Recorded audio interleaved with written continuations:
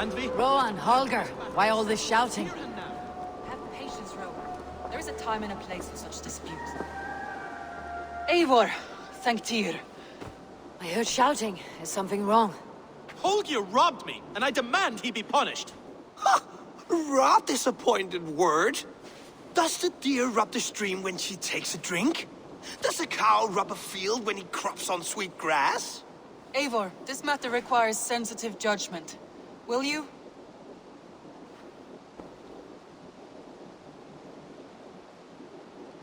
Of course. From the beginning, please. Well now, there is no excuse too small, I see. Nothing to keep you from coveting that seat, is there? In Sigurd's absence, who has better claim to oversee these disputes? You might leave them to work it out for themselves, but that would mean letting go, would it not?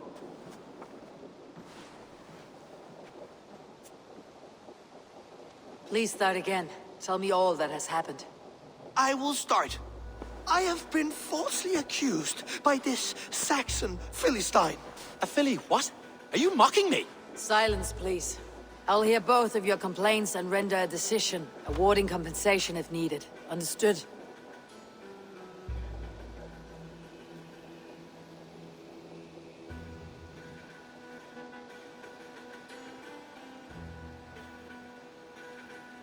Rowan, tell me your version of these events. As you are aware, Holger and I are neighbors. Near enough that I often catch him at my stables, stealing my tools. Borrowing. Holger, let him speak. Stealing, borrowing. My point being, I have always allowed him to use whatever he pleased.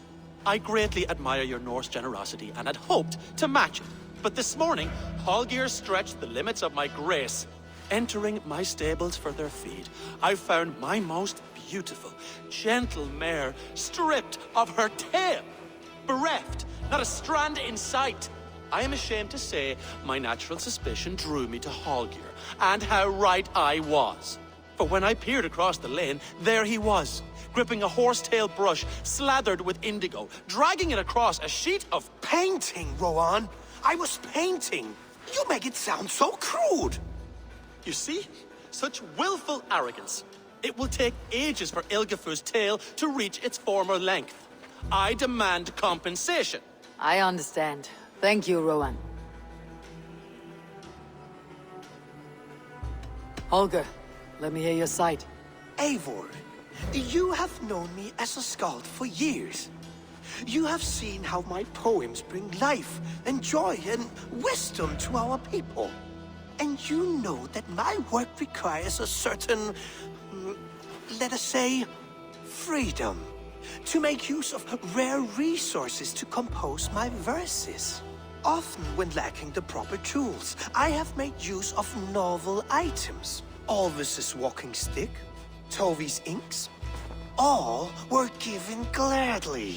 You cut off my horse's tail to make a brush, you bleeding... Rowan? As I was saying, this morning in the throes of poetic reverie, I realized that my latest piece required delicate brushwork. I could have used a frayed stick, some cloth, my hands, but no. I needed something gentler, softer. To make a perfect brush, I needed the fine hairs of a well-raised horse. And so I availed myself of a local resource. You clipped Alfgafu's tail to the rump without asking. It was early. I did not wish to wake you. Thank you, Holger. I believe I understand your position. I believe I have heard enough. If you will... My horse looks like a fool, Eivor.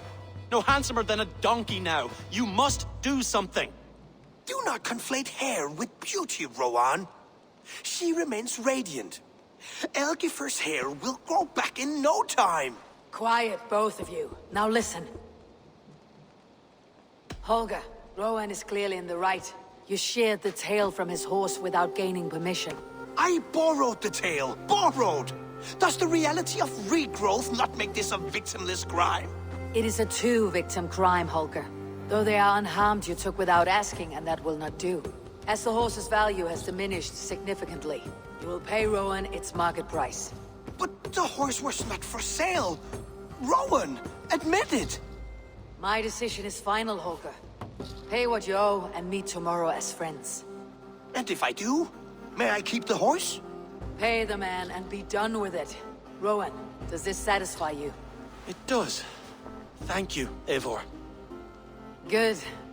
Then by Tyr's blessing, let this matter rest. We are done here.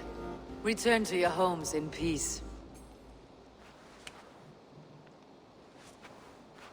Would you allow me to pay you with a vibrant painting?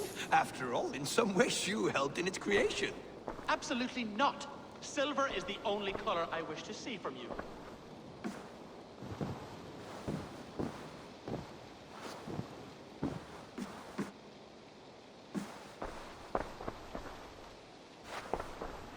Oh, hello, Eivor.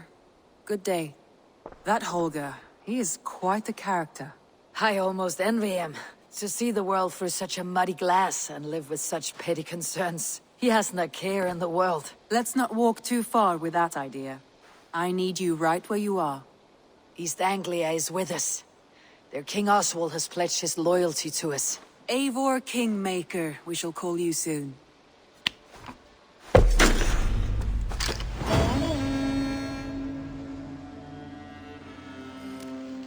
Some interesting news.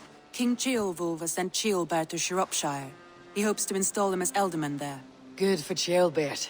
He should do well considering all he has learned from you. I gave him only a taste of my knowledge. The rest he will need to figure for himself. One more thing. I do not know if you heard, but Sven passed away a short time ago. The poor man slipped away in his bed. Yes, I had heard. The poor man. I wish I could have spent more time with him before the end. I think we all wish that. Tovi most of all.